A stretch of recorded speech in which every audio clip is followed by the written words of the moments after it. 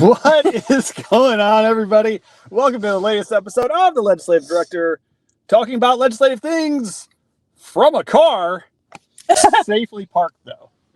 Yes. Last time I think we did this. Everyone is off the wheel. Everyone is safe. Last time we did this, I believe, you were driving, and it was probably highly.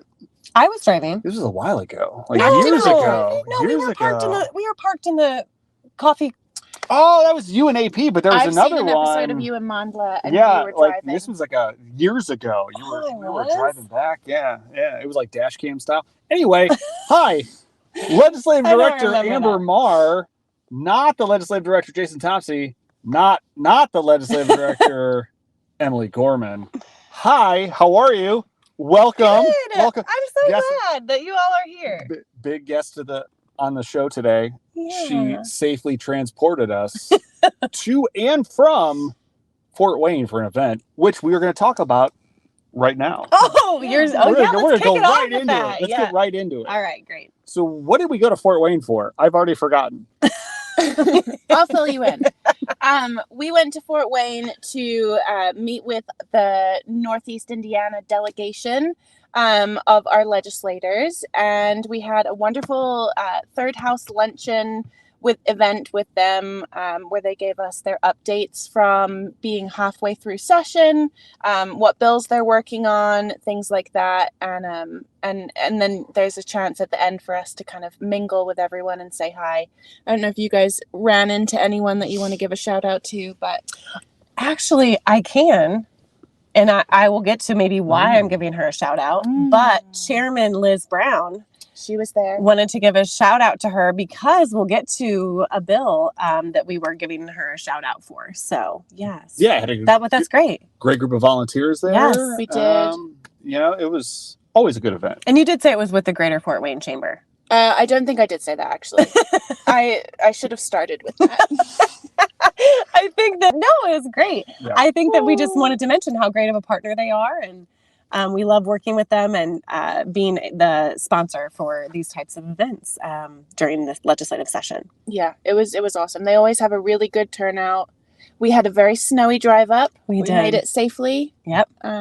Yes. Definitely a worthwhile trip. Thanks for driving. Thanks for driving. It was very smooth. It was. You can look. You can drive whenever you want. Thank you. I'm not going to tell you no. I'll happily be the chauffeur for this. I love it. Really did enjoy it.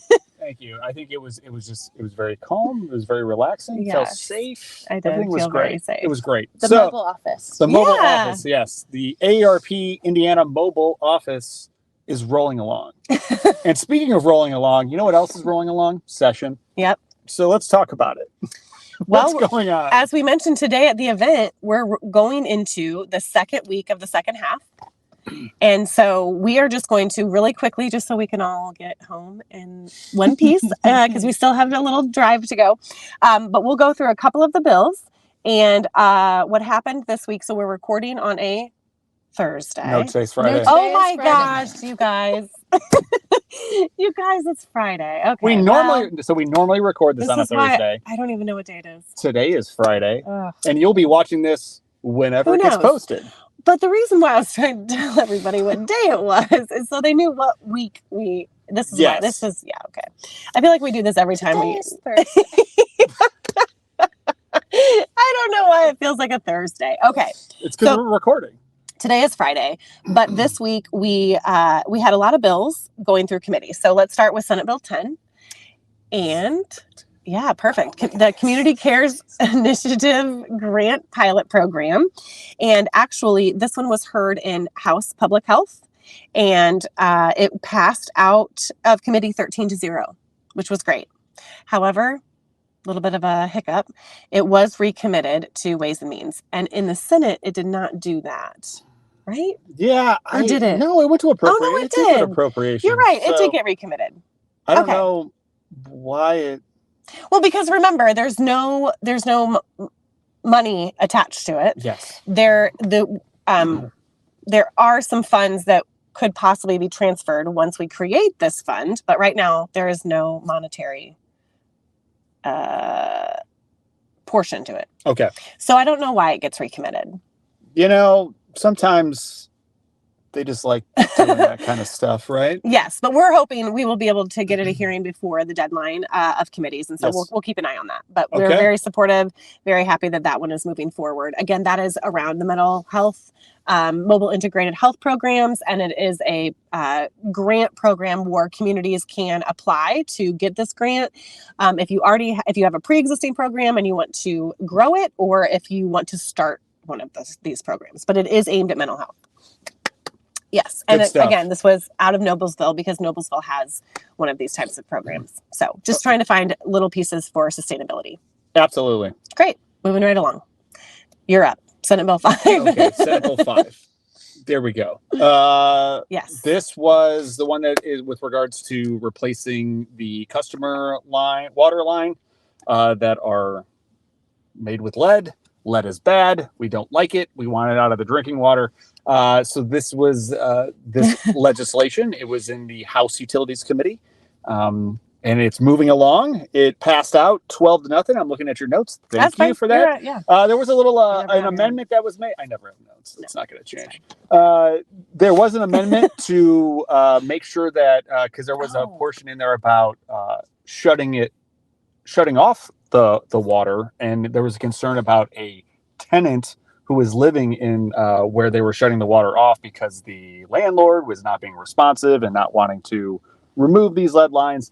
That they put an amendment in there just to kind of make sure that it is like the last resort before they go and do that, just so that whoever is occupying the residence is not caught up in something that is out of their control. So that was the one kind of amendment that came out of it. But 12-0 according to your notes, which is good. But it is also recommitted to Ways and Means. But the good thing about that, yes, is that it is going to get a hearing in Ways and Means on the 21st, which is this coming Wednesday. So hopefully that will keep on moving along. Yes, and that Ways and Means Committee hearings at 1:30. 1:30. Yep. Okay. What is next? Moving on to House Bill 1068. 1068. Look, technology is cool until you can't find the bill number that you're looking for. Do we not have it? No, there it is. Oh, okay. Take a second. What we got there? Yes. Again, we do have to say we're doing this without producer Dan because we're on the go.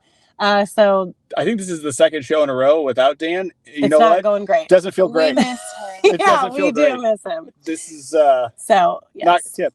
Things are a little clunky. Look, you guys are great. Technical side of things, no, I need Dan. I need Dan too. Okay, House Bill 1068 is the unlicensed real estate solicitors bill. We were and have talked about this in the past, but we are really excited that this got a hearing. This was on Wednesday. It was heard on Wednesday of this week. It passed out of committee 10-0 and is well on its way. Love it. And this was, again, keep in mind, all of the Senate bills that we're talking about are currently in the House, and all of the House bills that we're talking about are currently in the Senate. Because we are in that second half. Yes. Okay. Yep. All right. So I think that one is moving along quite well. So we're really excited about that, and we'll just move on to the next bill. What is next? Keep it rolling. What is next? Senate bill. Oh, okay. So hold on. We have to change.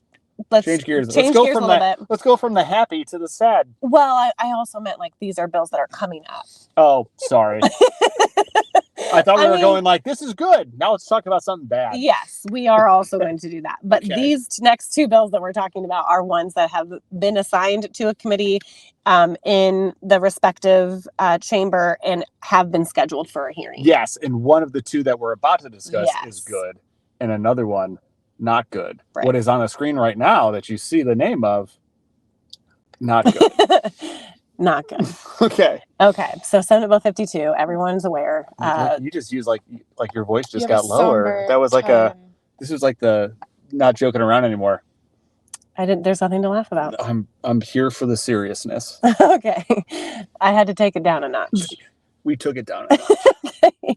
Good work. Well, Senate Bill 52, the prohibition on use of dedicated lanes, which is actually, in full honesty, is a 1-year moratorium. But we are still opposed to it. It is scheduled for a hearing in House Transportation on Tuesday at 8:30 in the morning. And it's going to be a very long committee. So just know that we will be there testifying in opposition, along with a extensive list of other community partners that will also be there to speak as to why this is not a good idea and how this is going to affect a lot of things, not only in Marion County, but across the entire state in local communities. Yeah. Yeah. It's just not great. Removing locals, like a local community's option for doing something that they think is best for their community around transportation just doesn't feel great. And also it will kill the Blue Line, which, here we're not in Indianapolis at the moment, but in Indianapolis, it is the economic engine for the state. So making sure that we still allow these options for other communities, especially ones that are thinking about it. We've already mentioned this in the past, but I know that Fort Wayne, Bloomington, and I think Lafayette, Gary. Yep. Yeah. So a lot of other locations looking to do this. And so we need to try to stop it, but we will see what happens. Yes. To add a positive spin to this, though, I will say that I feel like anything to do with transportation, our friends and partners come out in force to show up when it matters. And I often find that the coolest thing, I think that is a really good point. And we do have partners from all of, across the entire state that we just talked about, that are coming to either help across, virtually by sending emails and making phone calls or showing up to testify in person. So it has been a huge... There's a silver lining. Yes. Thank you, Em. That was great. She's not only great driver, great color commentary, and adding to this show. It's a value add all around here. Pillar of positivity. I think we might just do this show from your car all the time. Every time. Sounds great. It's very comfortable and cozy. It's cozy. Okay. So we will see stay tuned for that. Obviously, if you feel strongly about that, we encourage you to, make your voice heard, reach out to your representative or senator and tell them how this is not great. In the House side. Your representative, because the Senate has already... They've already put that their ship stamp of approval on that one. Okay.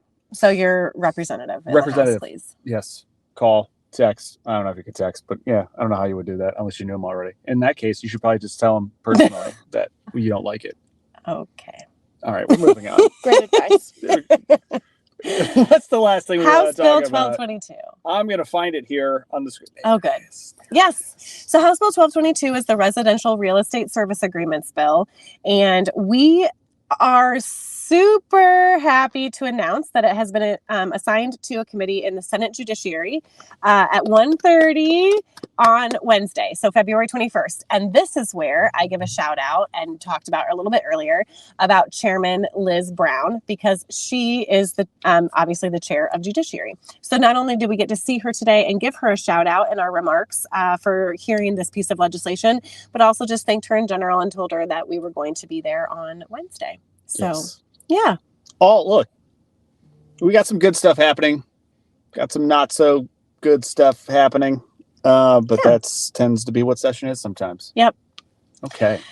But we are right around the corner. Today we heard that, and I think we've mentioned this before, but the legislators are thinking about being done by March 8th. So, we did hear that today. Yes. Breaking news, folks. March 8th. We've got a date. They have to be out by the 14th, but they're looking to get out early. A week early. So, yep. Does that make things more chaotic or? Yeah. Yes. I would say definitely. I would say yes. Because there's more of a... Mm-hmm. I believe it pushes all the deadlines even further. It pushes the deadlines sooner. I believe it was even said today about basically that there would only be 2 days for conference committees or something along those lines. I'm blanking on the senator who said that when he was speaking. I don't know that I heard that. He said something along the lines of, and it was, this is ridiculous. I don't remember his name, but sorry, I'm trying to help, but I don't know. I don't remember hearing this. Chairman of Tax and Senator Holdman. Senator Holdman. That's My okay. apologies, Senator Holdman. That's okay. Senator Holdman, when he was giving his kind of opening remarks, he was basically like, there's only going to be 2 days of he did conference committee report. So basically, if your bill is not in a good place, when you get to that point, chances Too are bad. it's not going to go anywhere because there's not a lot of time for conference committees. So I don't know how I missed that. yeah, he was like he was first one up speaking, I believe. So, or one of the first up. So. Yeah, he was. Yeah. Oh yeah, and I was really happy to see him. I haven't, for some odd reason, I haven't had a real good opportunity to chat with him this session. I mean, we've seen each other, but I said something to him, and I was like, I just have not gotten to see you very often. And he was like, I know, it's been a crazy session. So I apologize, Senator Holman, forgot your name earlier. And I'm sorry I couldn't help because faster. I'm sure he's watching, so he's probably upset that I didn't super give him fan. a call out. So, anything else that we want to touch base with, talk about before everybody gets back on the road?